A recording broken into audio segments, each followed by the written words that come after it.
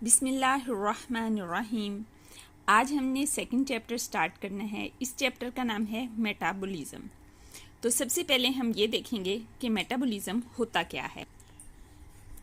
एक सेल के अंदर होने वाले जितने भी केमिकल रिएक्शंस होते हैं, इन रिएक्शंस को कलेक्टिवली मेटाबॉलिज्म कहा जाता है। केमिकल रिएक्शंस जो कि सेल के अंदर हो रहे होते हैं उनको हम मेटाबॉलिज्म कहते हैं।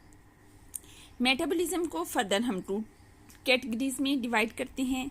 एक है एनाबॉलिज्म और दूसरी है कैटाबॉलिज्म।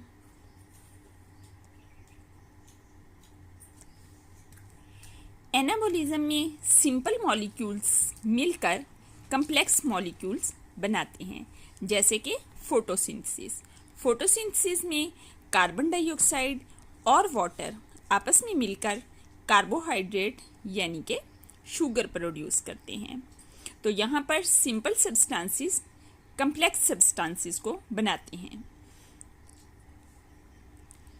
जबकि कैटाबॉलिज्म में ब्रेक डाउन होते हैं complex substances into simple substances. Complex substances break down हो जाते हैं सिंपल सब्सटेंसेस में, जैसे कि ग्लूकोज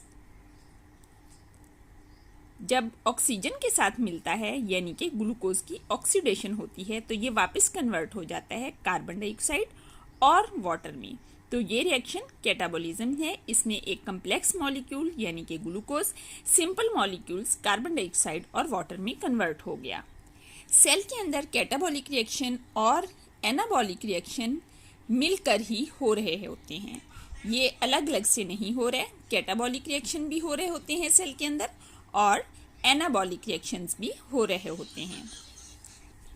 जब कैटाबॉलिक रिएक्शन होते हैं तो उसके रिजल्ट में जो सिंपल मॉलिक्यूल्स बनते हैं, यही सिंपल मॉलिक्यूल्स आगे इस्तेमाल हो जाते हैं कॉम्प्लेक्स सब्सटेंसेस बनाने के लिए। तो इस तरह से कैटाबॉलिक रिएक्शन के रिजल्ट में ही एनाबॉलिक रिएक्शन होता है। फॉर एग्जाम्पल आप देखें कि सेल के अंदर पाए जाने वाले पॉलीसेक्राइड्स ये ब्रेक डाउन हो जाते हैं इनटू मोनोसेक्राइड्स, यानी कि ये कैटाबॉलिज्म हो जाता है। कॉम्प्लेक्स सब्सटेंसेस सिंपल सब्सटेंसेस में डिवाइड हो जाती हैं। इसी तरह से लिपिड्स डिवाइड हो जाते हैं into fatty acids and glycerol. Lipids बनते भी फैटी एसिड और ग्लिसरॉल से हैं और डिवाइड भी फैटी एसिड और ग्लिसरॉल में हो जाते हैं। इसके अलावा प्रोटीन्स हैं। प्रोटीन्स भी जब डाइजेस्ट होती हैं तो ये अपने इंडिविजुअल अमाइनो एसिड्स में डिवाइड हो जाती हैं। ये मोनोसेक्राइड्स लिपिड्स से बनने वाले फैटी एसिड्स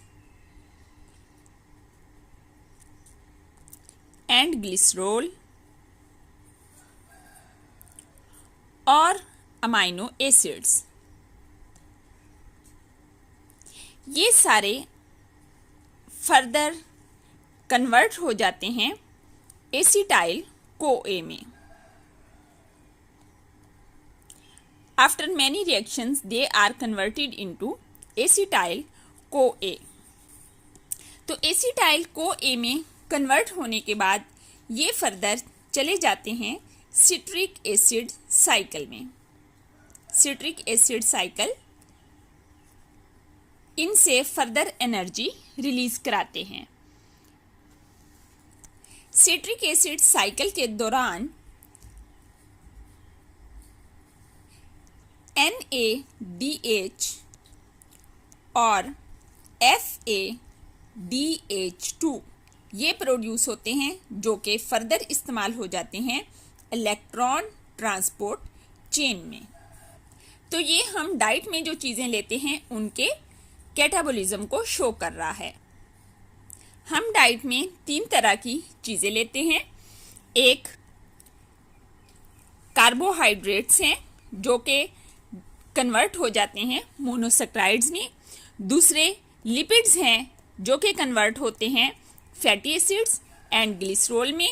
और तीसरी चीज़ प्रोटीन्स हैं जो कि कन्वर्ट हो जाती हैं अमाइनो एसिड्स में। फर्दर ये अमाइनो एसिड्स भी एसिटाइल कोए में कन्वर्ट हो जाते हैं। फैटी एसिड और ग्लिसरॉल भी एसिटाइल कोए में कन्वर्ट हो जाता है और मोनोसेक्राइड्स भी एसिटाइल कोए में कन्वर्ट हो जाते हैं। इसमें आपने कार्बोहाइड्रेट यानी कि ग्लूकोज का एसिटाइल कोए में कन्वर्ट होना पड़ा हुआ है। ग्लूकोज ग्लाइकोलिसिस के बाद पायरोवेट में कन्वर्ट होता है और पायरोवेट आगे कन्वर्ट हो जाता है एसिटाइल कोए में। ये चीज़ आपने पहले से पढ़ी हुई है, लेकिन ये आपके लिए एक नई चीज़ होगी कि लिपिड्स और प्रोटीन्स भी फाइनली डाइजेस्ट होने के बाद एसिटाइल कोए में कन्वर्ट हो जाती हैं। अब हम मेटाबॉलिज्म ऑफ कार्बोहाइड्रेट को देखते हैं कि इसमें कौन कौन से स्टेप्स आते हैं, क्या क्या चीज़ें मेटाबॉलिज्म ऑफ कार्बोहाइड्रेट में शामिल। तो सबसे पहली चीज़ ग्लाइकोलिसिस है, जिससे आप सब फेमिलियर हैं। ग्लाइकोलिसिस में ग्लूकोज ब्रेकडाउन होता है और ये कन्वर्ट हो जाता है इनटू पायरोवेट। एक ग्लूकोज 2 पायरोवेट्स में कन्वर्ट होता है। दूसरी चीज़ है citric acid cycle. Citric acid cycle pyruvate से स्टार्ट होता है। पायरोवेट पहले एसिटाइल कोए में कन्वर्ट हो जाता है और फिर एसिटाइल कोए आगे माइटोकॉन्ड्रिया में जाता है और वहाँ पर ये FADH2 और NADH प्रोड्यूस करता है by the citric acid cycle. Third चीज़ जो कि कार्बोहाइड्रेट के मेटाबॉलिज्म में हम पढ़ेंगे वो है ग्लूकोनियोजेनेसिस। ग्लूकोनियोजेनेसिस क्या चीज़ है? नई ग्लूकोज का बनना। एक ग्लूकोज हम फूड के ज़रिए से लेते हैं। इसके अलावा बॉडी के अंदर नॉन कार्बोहाइड्रेट सोर्सेज से न्यू का लफ्ज़ न्यू को शो कर रहा है, न्यू ग्लूकोज का बनना, that is called gluconeogenesis. New glucose from non carbohydrate sources. Fourth चीज ग्लाइकोजन सिंथेसिस है, जिसे ग्लाइकोजेनेसिस कहा जाता है। ग्लाइकोजेनेसिस ये ग्लाइकोजन की सिंथेसिस है। बॉडी में जो ग्लूकोज एनर्जी प्रोडक्शन करने के बाद बच जाते हैं वो बॉडी के अंदर ग्लाइकोजन में कन्वर्ट होके स्टोर हो जाते हैं। Glycogen is the storage form of carbohydrates. जब बॉडी को एनर्जी की दोबारा ज़रूरत होती है तो यही ग्लाइकोजन ब्रेक हो जाती है। इसको ग्लाइकोजेनोसिस कहा जाता है, यानी कि ग्लाइकोजन का ब्रेकडाउन होना।